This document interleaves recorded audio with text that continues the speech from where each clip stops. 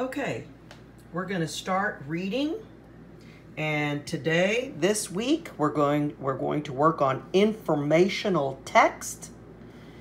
It's nonfiction, informational text. That's because it gives us information. It gives facts about a topic. That means it tells us the truth about what really is what we're reading about. As you read the long, long journey, pay attention to the order of events. What happens first? What happens second?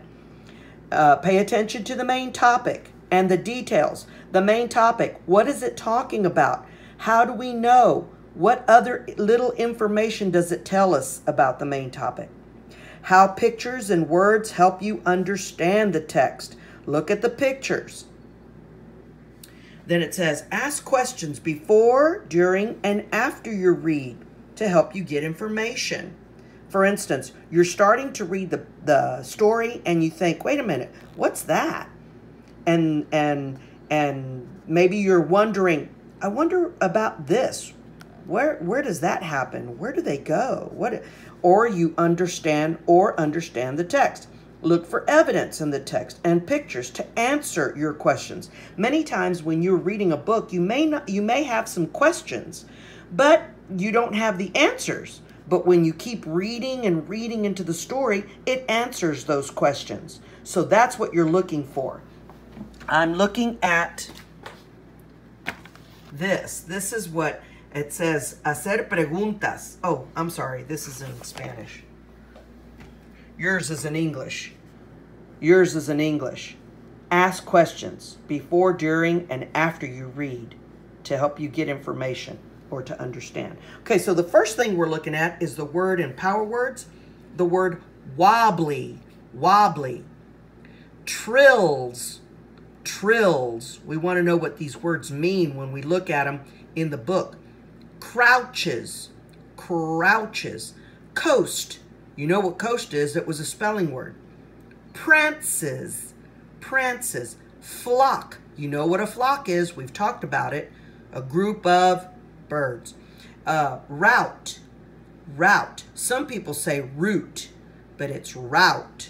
And then the word mingles, mingles. These are the words we're looking for to see if we know what they mean when we read the story.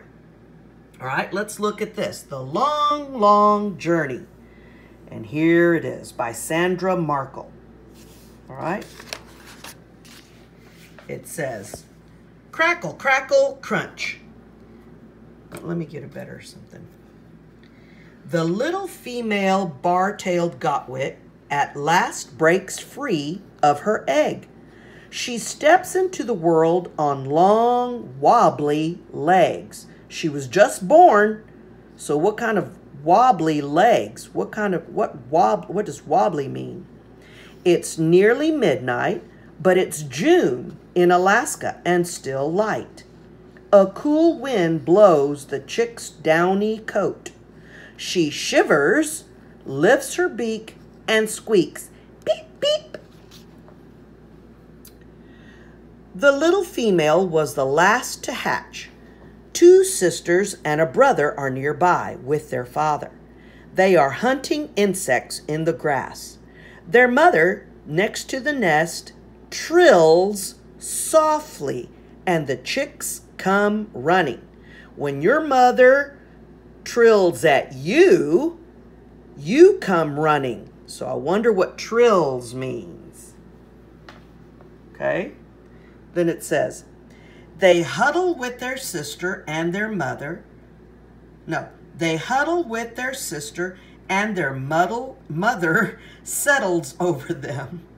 This way, the newest chick stays warm and joins the family.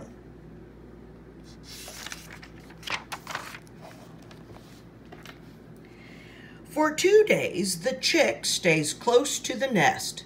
Their parents take turns sitting on them to keep them warm.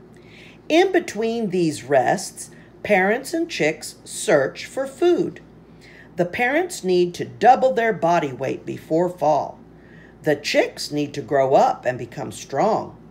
The little female learns to hunt spiders, crane, fly larvae, and beetles. She eats all she can.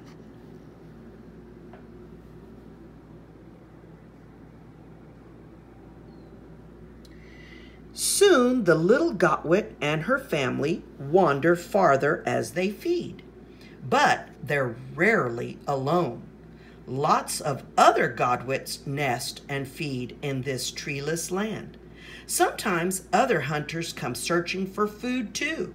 One day, an Arctic fox sneaks up and slips close to the little female. Uh-oh.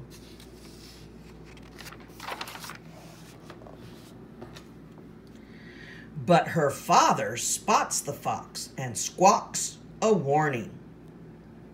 The little female is not yet able to fly. She crouches low and stays still. Her coloring helps her blend in with the grass. Her father flaps his wings and swoops at the fox. Her mother joins the attack, and so do other adult Gotwits. The fox runs off without its meal.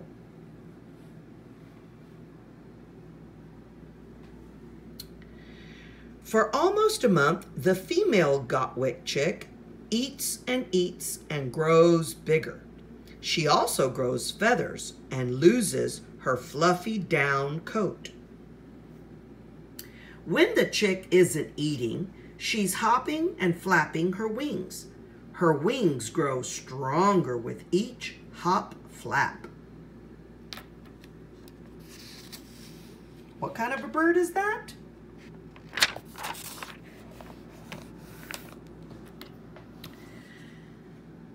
Then one day, the young female Gotwick hops and flaps hard. For the first time, she does what Gotwicks do best. She flies.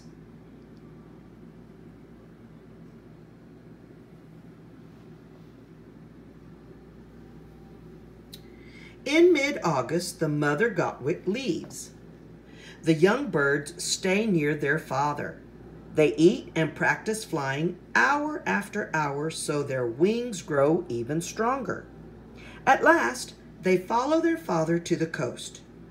They join thousands of Gotwicks gathered on Alaska's Cape Avanoff mudflats. Alaska's Cape Avanoff mudflats. This is the name. The young female prances across the mud on her long legs. So is she walking on her hands? Is she flying?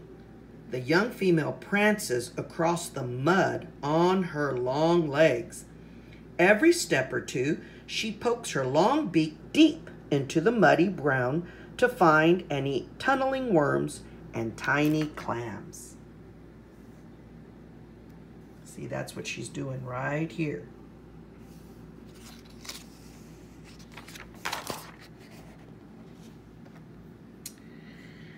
In September, flock after flock of adult Gotwicks leave the mudflats. By mid-October, mostly only young birds remain. The young female is one of the flock. She practices flying with the other Gotwicks.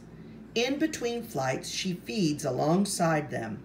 She eats and eats, growing very plump. If you eat a lot, what do you get? I wonder what plump means. Finally, when dark clouds sweep overhead, the young female rises with the flock. She is pushed southward by strong winds. Her long journey has begun.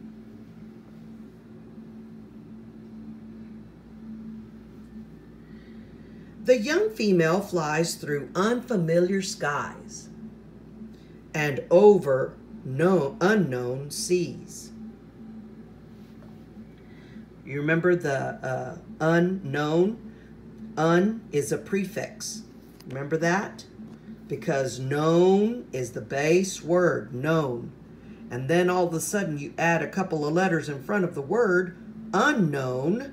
Now it changes that. That's the prefix. Although not one young bird has made this flight before, together they know the route to take. The young female squawks again and again as she flies. By listening for other Gotwick voices, she stays with the flock, even in thick clouds and heavy rain.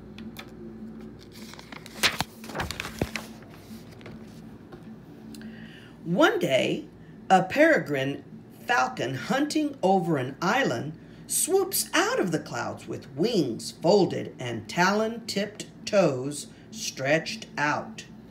Talon-tipped toes stretched out. The falcon aims straight for the young female, but she pumps her wings hard, climbs fast, and escapes. Another Gotwick isn't so lucky. So I guess if he wasn't so lucky, the hawk must have got him. Day after day and night after night for nearly 8 days, the Gotwits keep flying. The young female is thin, her wings stroke slower. Still, she keeps going.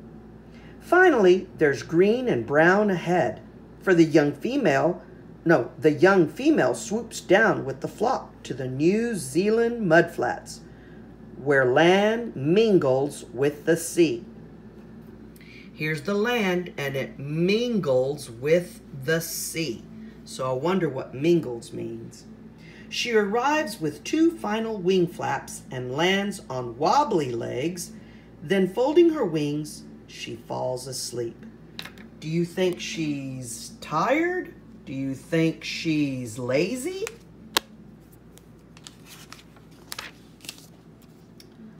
Then it says, the young female doesn't sleep for long, though. She needs to eat to get back her strength. She'll stay in New Zealand for 2 years until she's ready to raise a family of her own. Then, when March brings cool winds, she'll once again join the Gotwick flock and make the long, long journey back to Alaska. How long do the Gotwicks stay in New Zealand? All right, I finished the story, and you can go back to it whenever you need to.